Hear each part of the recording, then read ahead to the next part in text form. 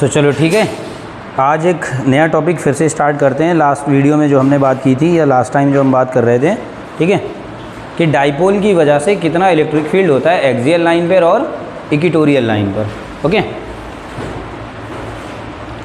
तो आज हम पढ़ेंगे अगर हम किसी डाइपोल को यूनिफॉर्म इलेक्ट्रिक फील्ड में रख दें तो क्या होगा, है ना।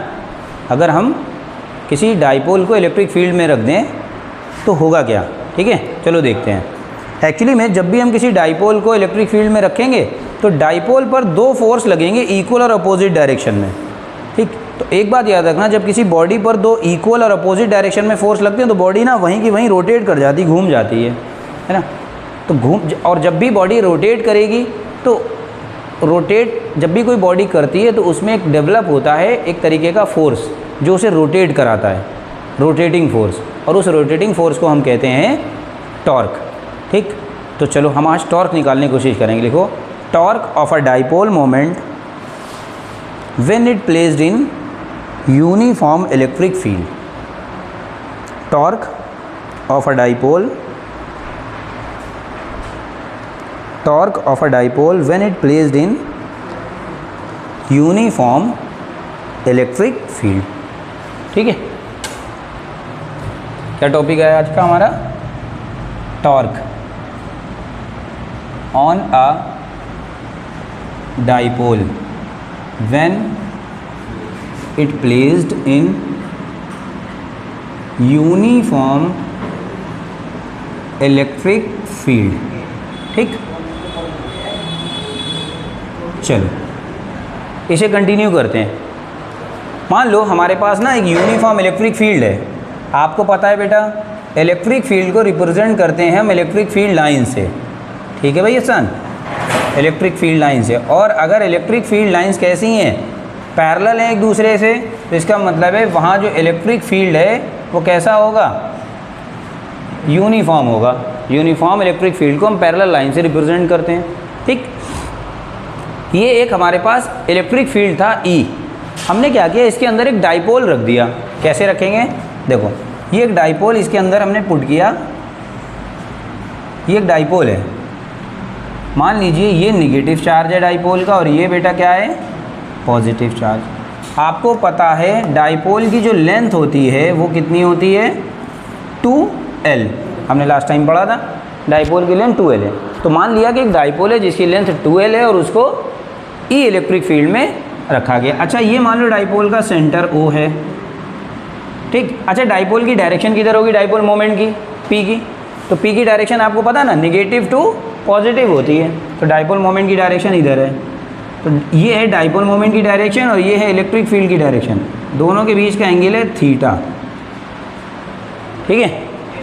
अब देखो थोड़ा सा कंसिडरेशन कर लेते हैं। पहले क्या किया हमने, let a dipole of moment P, ठीक है, be placed in uniform electric field capital E at an angle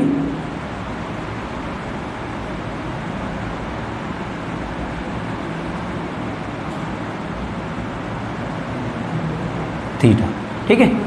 मान लिया हमने कि हमारे पास एक डाइपोल है जिसका मोमेंट P है और उसको E इलेक्ट्रिक फील्ड में थीटा डिग्री एंगल पर रखा गया है। कंसेप्ट ये है बेटा कि एक सिंगल चार्ज जब भी इलेक्ट्रिक फील्ड में रखा जाता है, ध्यान से सुनिएगा, सिंगल चार्ज इलेक्ट्रिक फील्ड में रखा जाता है तो उस पर फोर्स लगता है। कितना फोर्स लगता है ज़रा ये समझो, मैं अलग से समझा रहा हूँ। देखो ये मान लो बेटा एक इलेक्ट्रिक फील्ड है मेरे पास E और उसमें मैंने Q चार्ज रख दिया। तो जैसे ही कोई Q charge E electric field में रखा जाता है तो चार्ज पर एक फोर्स लगने लगता है। वो फोर्स पता कितना होता है, F = QE, इतना होता है। Q चार्ज को E इलेक्ट्रिक फील्ड में रखोगे, तो उस पर फोर्स लगेगा QE। अब फोर्स की डायरेक्शन डिपेंड करती है चार्ज के नेचर पर। अगर चार्ज पॉजिटिव है तो जो फोर्स लगेगा वो इलेक्ट्रिक फील्ड के अलॉन्ग लगेगा, ठीक। और अगर चार्ज निगेटिव है तो जो फोर्स लगेगा वो इलेक्ट्रिक फील्ड की अपोजिट डायरेक्शन में, यानी इधर की तरफ लगेगा। इसमें नेगेटिव है अगर, अब पॉजिटिव है तो सेम डायरेक्शन में लगेगा, ठीक है। इतना समझ गए। कंसेप्ट क्लियर है? चलो आगे देखते हैं। अब ज़रा बताओ यहाँ पर मुझे बेटा, ये एक चार्ज Q है, ठीक है, ये एक चार्ज Q है और इस पर फोर्स लग रहा होगा। कितना फोर्स लग रहा होगा? Q चार्ज कहाँ रखा है बेटा? E फील्ड में रखा है। Q चार्ज E फील्ड में रखा है तो इस पर फोर्स लगेगा QE, ठीक है। तो इधर की तरफ लगेगा। अच्छा, इसकी डायरेक्शन किधर होगी QE फोर्स की? क्योंकि ये नेगेटिव है तो नेगेटिव चार्ज पर फोर्स किधर लगता है? Opposite to the electric field. तो इलेक्ट्रिक फील्ड की अपोजिट डायरेक्शन में इधर की तरफ फोर्स लगेगा कितना? QE, ठीक। अब आते हैं इस पर, पॉजिटिव चार्ज पर। इस पर भी फोर्स कितना लगेगा सतेज? हाँ, इस पर भी QE लगेगा, लेकिन इसकी direction along the electric field होगी। क्यों? क्योंकि ये पॉजिटिव है। तो एक बॉडी पर दो इक्वल और अपोजिट डायरेक्शन में फोर्स लग रहे हैं, ठीक। तो ये एक कंसेप्ट होता है कि जब भी किसी बॉडी पर दो इक्वल, देखो किसी बॉडी पर दो इक्वल और अपोजिट डायरेक्शन में फोर्स लगा रहा हूँ मैं, तो ये बॉडी क्या करेगी? रोटेट कर जाती है वहीं पे रह के, ठीक है, रोटेट करने लगेगी, गोल गोल घूमने लगेगी, ठीक है। तो ये कहलाता है रोटेशनल फोर्स, और रोटेशनल फोर्स मीन्स होता है टॉर्क। तो इसमें जनरेट होगा एक टॉर्क, ठीक। कितना होता है टॉर्क? का फार्मूला कितना होता है? चलो निकालते हैं। टॉर्क को रिप्रेजेंट करते हैं टाउ से। फार्मूला क्या होता है टॉर्क का? टॉर्क का फार्मूला होता है आइदर फोर्स, दोनों में से दो फोर्स लगते हैं ना टॉर्क में। टॉर्क तभी जनरेट होगा जब दो इक्वल और अपोजिट डायरेक्शन में फोर्स लगेंगे। तो दोनों में से कोई एक फोर्स इनटू दोनों फोर्स के बीच की perpendicular distance, perpendicular distance between them, ठीक। तो टाउ इज इक्वल टू कितना हो जाएगा बेटा? फोर्स कितना लग रहा है बेटा? इस वाले चार्ज पर फोर्स लग रहा है QE और इस पर भी QE। तो दोनों में से कोई एक फोर्स लेना होता है। तो फोर्स है हमारा QE इनटू दोनों के बीच की परपेंडिकुलर डिस्टेंस। ये परपेंडिकुलर डिस्टेंस क्या होती है? एक ऐसी लाइन जो दोनों लाइन ऑफ एक्शन के साथ में 90 डिग्री का एंगल बनाए। तो बेटा एक फोर्स तो ये है, ये इसकी लाइन ऑफ एक्शन है, और एक फोर्स ये है। तो दोनों के बीच की परपेंडिकुलर डिस्टेंस पता ये होगी, ये देखो दोनों के बीच की परपेंडिकुलर डिस्टेंस होगी ये। देखो ये वाली लाइन इस वाले फोर्स के साथ भी 90 डिग्री एंगल बना रही है, ठीक। और इस वाली, इसकी लाइन ऑफ एक्शन को थोड़ा सा बड़ा कर दो, इसका जो फोर्स है इसकी लाइन ऑफ एक्शन को इंक्रीज़ कर दो, तो देखो ये इसके साथ भी 90 डिग्री का एंगल बना रही है, ठीक। इसको हम बोलते हैं परपेंडिकुलर डिस्टेंस। इनके कुछ पॉइंट्स के नेम दे दो बेटा। ए, ये B है और ये C। तो परपेंडिकुलर दोनों फोर्स के बीच की परपेंडिकुलर डिस्टेंस कितनी हो गई? B और C, ठीक। तो परपेंडिकुलर डिस्टेंस की जगह लिखोगे आप BC। अब BC की वैल्यू कैसे निकलेगी ये देखो। अच्छा एक बात बताओ बेटा, अगर ये एंगल थीटा है तो ये भी एंगल थीटा होगा। क्यों? क्योंकि करस्पॉन्डिंग लाइन वो है एंगल्स। देखो ये भी लाइन पैरेलल है, ये भी लाइन पैरेलल है, एक ट्रांसवर्सल लाइन कट कर रही है, तो करस्पॉन्डिंग एंगल इक्वल होते हैं। ज़रा इस राइट एंगल में ध्यान से देखो, ये राइट एंगल ट्रायंगल है ABC। इसको क्वेश्चन नंबर 1 डाल के छोड़ो। देखो ज़रा in triangle ABC, triangle ABC में क्या आएगा? साइन थीटा की वैल्यू लगाओ ट्रायंगल ABC में। तो साइन थीटा क्या होता है वैसे? Perpendicular upon hypotenuse, perpendicular upon hypotenuse. तो देखो अगर ये थीटा है तो इसके सामने वाली लाइन परपेंडिकुलर होगी BC, यानी इस ट्रायंगल में परपेंडिकुलर होगा BC अपॉन हाइपोटेनस ये होगा AB, और इसकी लेंथ कितनी है? 2L। तो इसकी जगह हम लिख देंगे 2L। तो BC की वैल्यू कितनी आ गई? 2L into sine theta. ये उठा के यहाँ पुट कर दो इक्वेशन 1 में। कितना आ जाएगा? Tau is equal to QE into 2L sine theta. अच्छा Q और 2L ये क्या बन गया? ये बन गया डाइपोल मोमेंट।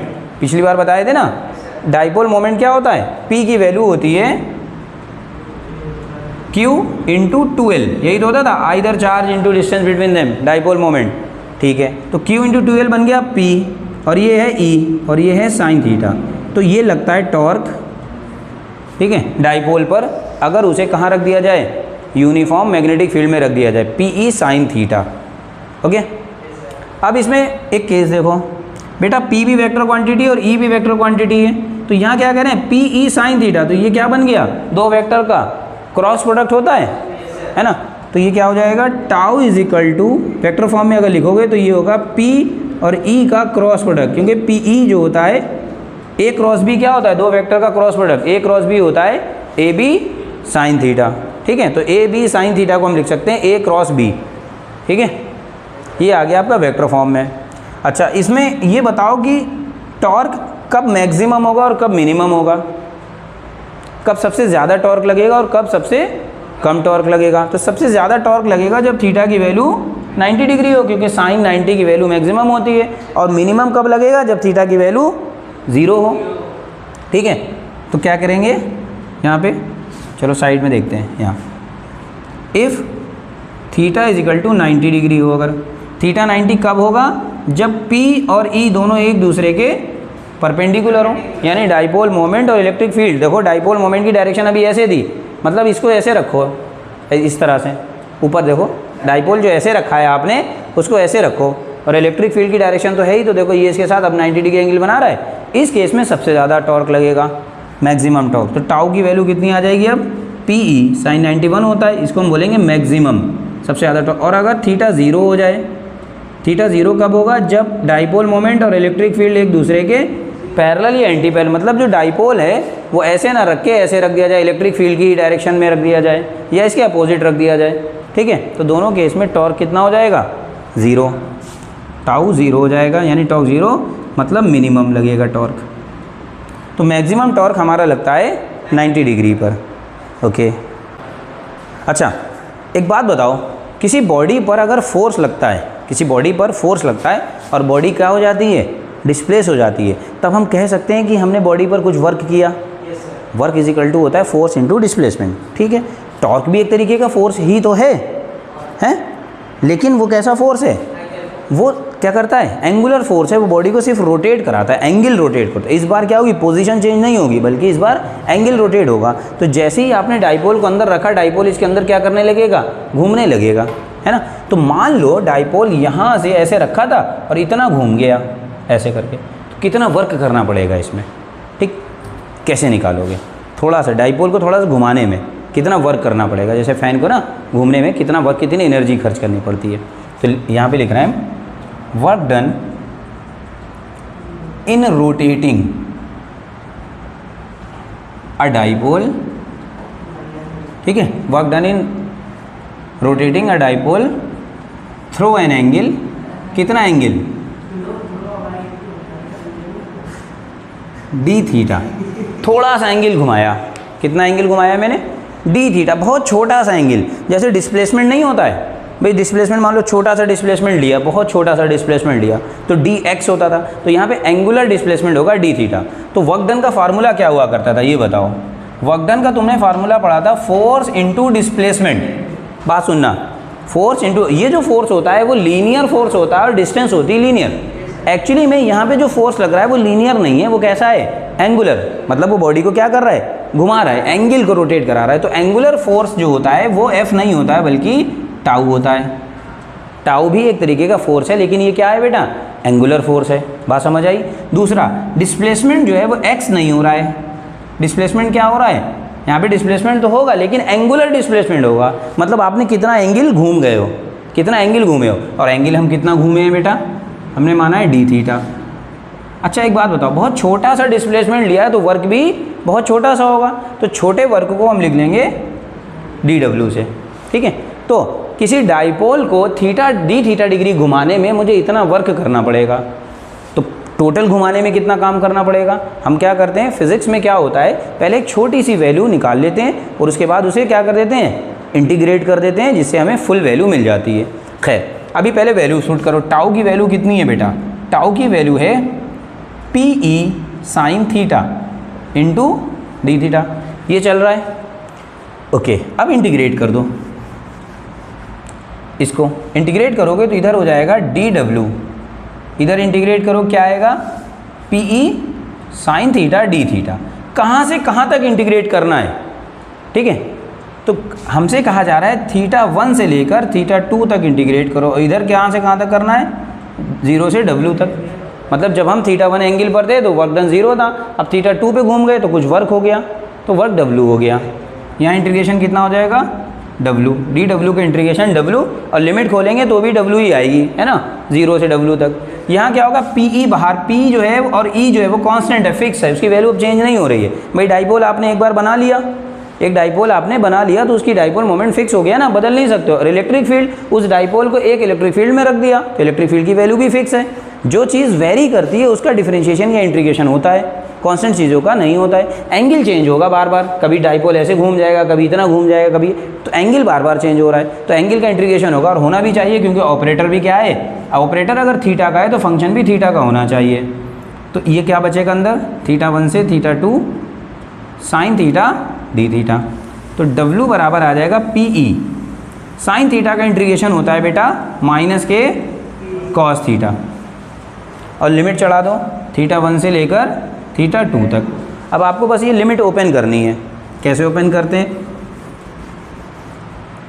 चलो W is equal to minus के पी ई, ये माइनस मैंने बाहर निकाल लिया, पहले अपर लिमिट खुलेगी, थीटा की जगह पे कितना आ जाएगा θ2 माइनस लोअर लिमिट θ1।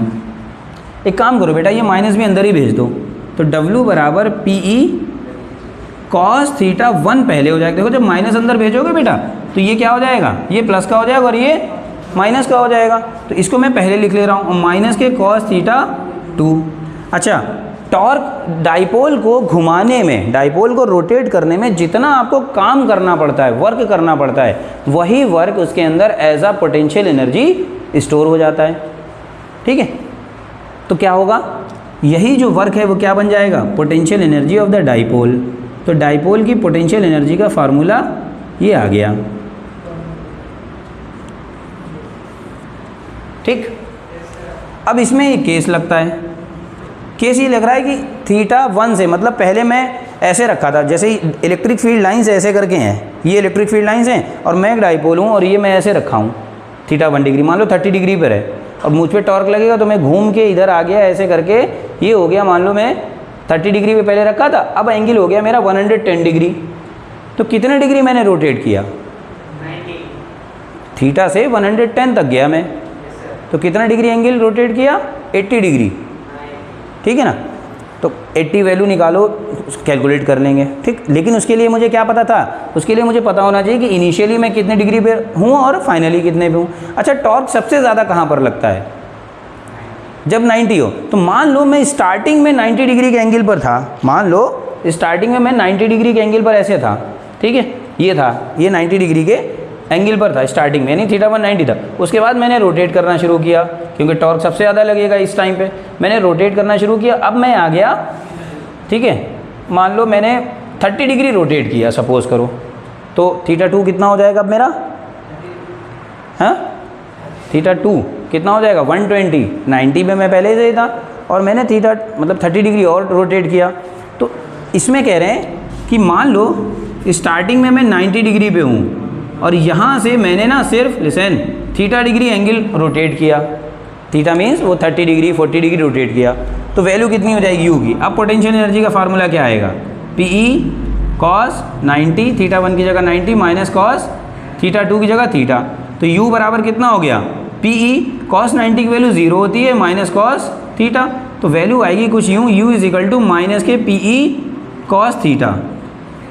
एक formula potential energy of the dipole का ये भी होता है बेटा। अब ये कब यूज़ करेंगे, ये कब यूज़ करेंगे, बहुत सिंपल सा तरीका है। देखो पोटेंशियल एनर्जी वर्क के बराबर ही होती है, या वर्क पोटेंशियल एनर्जी के बराबर होता है। अगर आपसे वर्क पूछा जाए, ठीक है, आप कहोगे सर वर्क का तो फार्मूला भी नहीं होता है, पोटेंशियल एनर्जी का होता है, तो भैया वर्क ही तो पोटेंशियल एनर्जी में स्टोर होता है ना जाकर, है ना। तो इसका मतलब अगर आप पोटेंशियल एनर्जी निकाल लोगे तो आपको ये पता चल जाएगा कितना वर्क हुआ, वर्क डन भी निकल जाएगा। तो अगर दो एंगल दिए हैं क्वेश्चन में, अगर दो एंगल दिए हैं तो दो एंगल वाला फार्मूला लगाएंगे, और क्वेश्चन में अगर एक एंगल दिया है तो एक एंगल का फार्मूला हम यूज़ करेंगे, ठीक है। अब इसमें ज़रा एक केस देखो,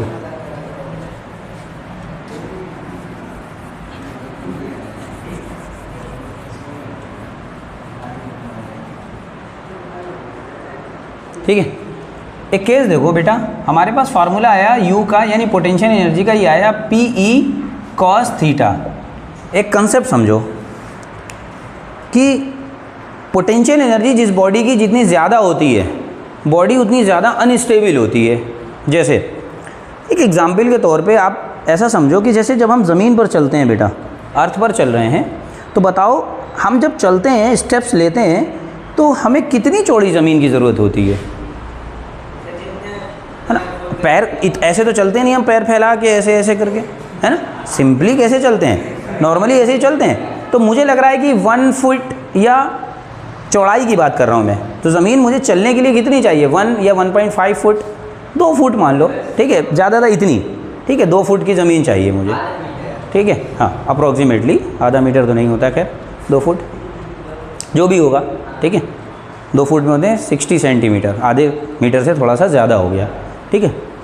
तो खैर हाँ, तो लगभग 2 फुट मान लो या 1.5 फुट मान लो या 1 फुट मान लो, मुझे 1 या 1.5 फुट की ज़मीन चाहिए बस चलने के लिए। तो देखो मैं 1 या 1.5 फुट की ज़मीन पे कितना स्मूथली चल लेता हूँ, कोई दिक्कत नहीं हो रही है, मान लो, है ना, 1.5 फीट की ज़मीन, चौड़ी ज़मीन पर।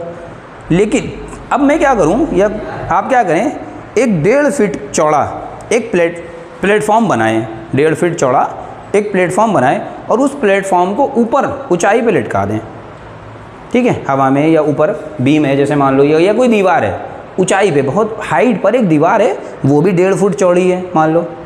अब मैं कहूँ उसके ऊपर चलिए आप, तो जब आप चल रहे हैं तो आप अपने आप को बड़ा अनस्टेबल महसूस करेंगे। जब आप नीचे देखेंगे आपको लगेगा कि हम क्या हो जा रहे हैं, यार गिर ना जाएं, अनस्टेबल हो रहे हैं बिल्कुल। और यहाँ क्या था, यहाँ बिल्कुल स्मूथली चल रहे थे। क्यों भाई, 1.5 फीट तो ज़मीन यहाँ भी यूज़ कर रहे हो, वहाँ भी हम आपको 1.5 फीट की चौड़ाई दे रहे हैं ज़मीन की वहाँ चलने में इतना वो क्यों कर रहे हो, है ना, अनस्टेबल क्यों हो रहा है?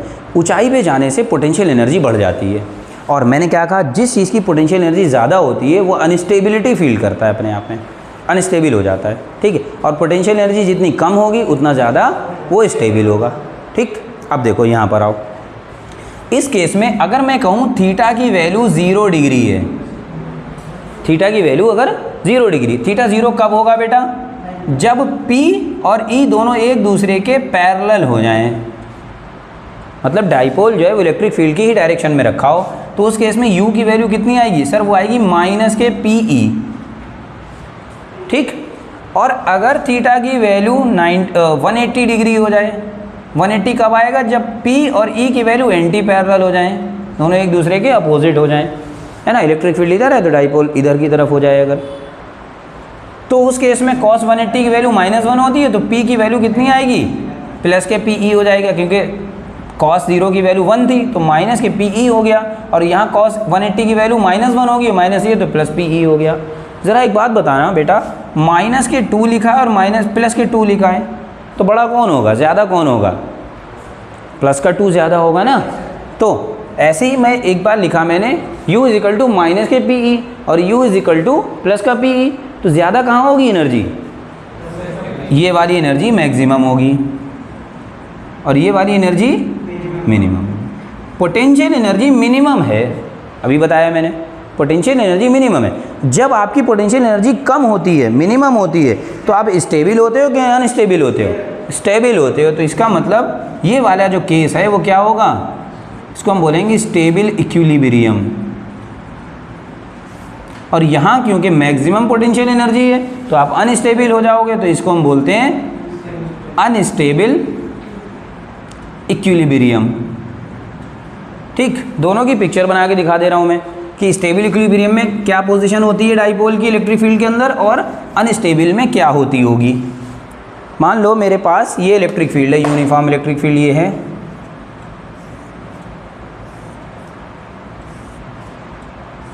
ठीक है, ये इलेक्ट्रिक फील्ड की डायरेक्शन है।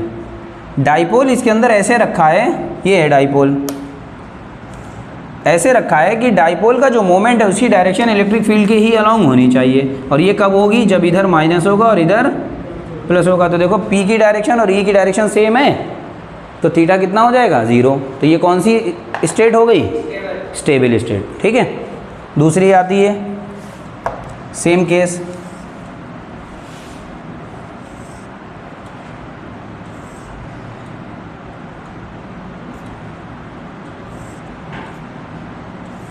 ठीक है।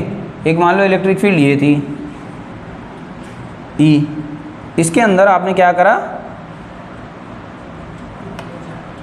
एक डाइपोल को रखा, अब डाइपोल को इस तरह रखना है कि डाइपोल की जो डायरेक्शन है वो इलेक्ट्रिक फील्ड के अपोजिट हो, तो इसके लिए माइनस इधर होना चाहिए, प्लस इधर होना चाहिए, क्योंकि डाइपोल की डायरेक्शन किधर से किधर होती है, नेगेटिव टू पॉजिटिव होती है ना। तो ये कौन सी स्टेट आ गई, अनस्टेबल स्टेट आ गई, ठीक है। ये कैसी आ गई, अनस्टेबल स्टेट, ठीक है। चलो एक प्रॉब्लम लगाओ।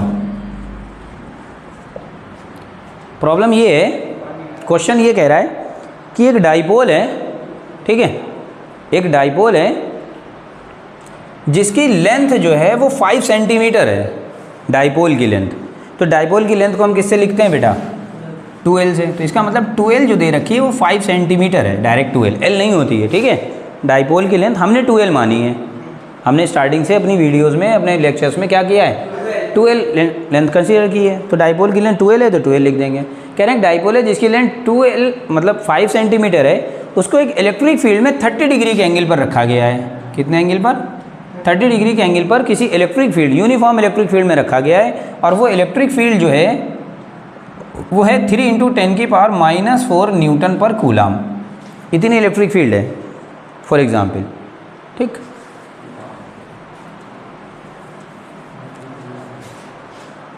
तो बताओ इस पर कितना टॉर्क लगेगा। डाइपोल को क्या किया गया, एक डाइपोल है जिसकी लेंथ इतनी है, इसको इतने इलेक्ट्रिक फील्ड में, चलो प्लस कर लो इसको, थोड़ी ज़्यादा करो, इतनी इलेक्ट्रिक फील्ड में 30 डिग्री के एंगल पर रखा गया है। तो बताओ इस पर टॉर्क कितना लगेगा। और डाइपोल के जो चार्जेस हैं, डाइपोल के जो चार्जेस हैं बेटा वो ±3 नैनो कूलाम है, ऐसे करके दिया है लास्ट में, ±3 नैनो कूलाम। प्लस माइनस मतलब एक प्लस का होगा एक माइनस का होगा, वैल्यू दोनों की सेम होती है, 3 नैनो कूलाम। तो नैनो कूलाम को पहले कूलाम में कन्वर्ट करना पड़ेगा। क्या होता है, माइक्रो कूलाम को कूलाम में कन्वर्ट करने के लिए 10⁻⁻6 लगाते हैं, तो नैनो कूलाम को कूलाम में लाने के लिए 10⁻⁹ लगाएंगे, क्योंकि 1 नैनोमीटर में, ठीक है, 10⁻⁹ मीटर होते हैं, ठीक। कन्वर्ट करो तो फार्मूला बड़ा सिंपल है। टॉर्क का फार्मूला अभी हमने पढ़ा, टाउ = होता है PE sin थीटा। सब कुछ पता है बेटा, PE पता है, sin थीटा पता है, P और पता चल जाए। अगर हमें P पता चल गया तो इस फार्मूले में पुट करेंगे और टाउ की वैल्यू आ जाएगी। तो P कैसे पता चलेगा समीर, P का फार्मूला होता था Q, यानी दोनों में से कोई एक चार्ज इंटू दोनों के बीच की डिस्टेंस। तो Q कितना दे रखा है आपको, Q दे रखा है 3 × 10⁻⁹ नैनो कूलाम है ना। Q की वैल्यू को नैनो कूलाम से कूलाम में कन्वर्ट कर लिया। अब 12 की वैल्यू है 5, लेकिन ये सेंटीमीटर में, इसको बेटा किस में कन्वर्ट करना पड़ेगा, मीटर में। तो कुल मिला के आंसर आ गया 15 × 10⁻11। 3 × 5 = 15, 10⁻⁹ और -2। तो हाँ, तो 12 की वैल्यू 5 तो रखी है, लेकिन उसको मीटर में कन्वर्ट कर लिया हमने, ठीक है। अब कितना आएगा, वैल्यू आई, इसकी वैल्यू आती है कूलाम मीटर, ये आ गया P। अब इसे उठा के कहाँ पुट कर दो, 1 में। तो टाउ = यानी टॉर्क कितना आ जाएगा आपका, P की वैल्यू अभी निकाली है 15 × 10⁻⁻11, E की वैल्यू 3 × 10⁻⁴ है, और साइन कितना है 30 डिग्री। तो देखो इसकी इससे मल्टीप्लाई करो, 15 3 × 45, 10 की पावर बचेगी -7, देखो माइनस की 11 है प्लस की 4 है, ठीक है बेटा। और साइन 30 की वैल्यू होती है 1/2। तो 45 को 2 से डिवाइड कर दो बेटा, कितना आ जाएगा 22.5 हो जाएगा, इंटू 10⁻⁻7 हो गई। इतना भी आंसर ठीक है न्यूटन मीटर। और चाहो तो एक पॉइंट इसका और इधर कर लो, तो इसको 2.25 कर सकते हो, 10⁻⁻6 हो जाएगा, देखो न्यूटन मीटर। ये एक सिंपल सा आंसर था, ठीक है। ये क्वेश्चन आया हुआ है एग्ज़ाम में। एक और क्वेश्चन लगाओ।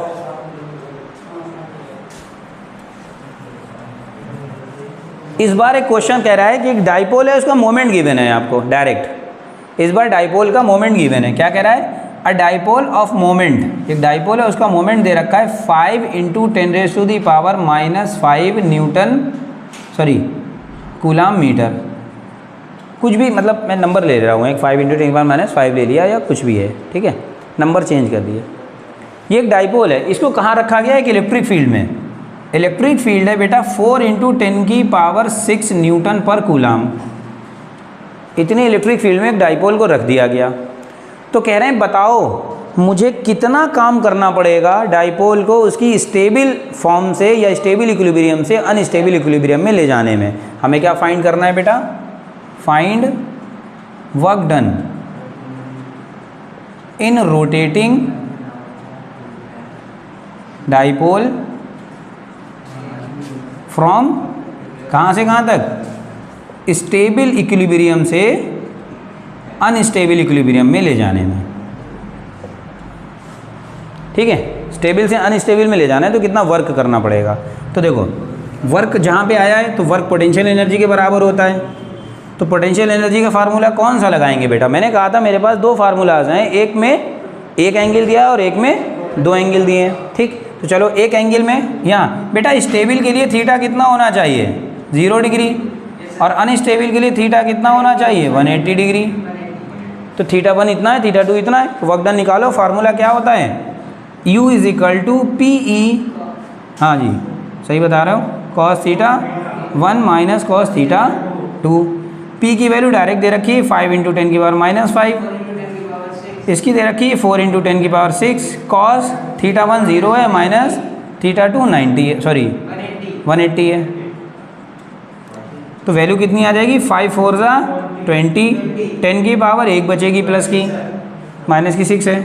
कॉस 0 की वैल्यू 1 होती है, माइनस कॉस 180 की वैल्यू -1 होती है, तो ये +1 हो जाएगा। तो ये बचेगा 200, देखो 20 इंटू 2, तो 400 जूल का आपको वर्क करना पड़ेगा स्टेबल से अनस्टेबल में घुमाने के लिए बॉडी को। ठीक है बेटा, एक क्वेश्चन चलो और लगा लेते हैं प्रॉब्लम।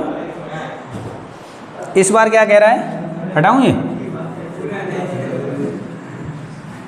सवाल। ये कह रहा है कि एक डाइपोल है जिसका मोमेंट डायरेक्ट दिया हुआ है, चलो या नहीं दिया होगा। अगर मोमेंट नहीं दिया होगा तो क्या गिवन होगा बेटा आपको? चार्जेस और डाइपोल की लेंथ, ये चीज़ें पता होंगी ताकि आप मोमेंट निकाल सकें। फिलहाल डायरेक्ट मोमेंट दे रखा है, कितना है? फॉर एग्जांपल कह रहे हैं 8 इंटू 10 की पावर -3 है coulomb metre.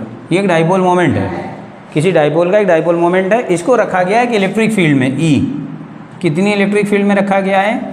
5 into 10 to the power 5 newton per coulomb, इतनी इलेक्ट्रिक फील्ड में इसको रखा गया है डाइपोल को। ठीक है, तो सवाल ये पूछ रहा है कि इसकी स्टेबल इक्विलिब्रियम कब होगी और अनस्टेबल कब होगी। ठीक है, when it is in stable and unstable equilibrium, equilibrium. ठीक, एक काम एक पार्ट ये कब होगा पहले ये बताओ, सिचुएशन बतानी है, ऐसा कब होगा, स्टेबल में कब होगा, अनस्टेबल। और दूसरा पार्ट कह रहे हैं find potential energy of dipole in both situations, दोनों सिचुएशन में पोटेंशियल एनर्जी भी बताओ कितनी होगी। ठीक, तो पहला पॉइंट बेटा स्टेबल के लिए क्या होना चाहिए? फॉर स्टेबल इक्विलिब्रियम क्या होना चाहिए? आसान,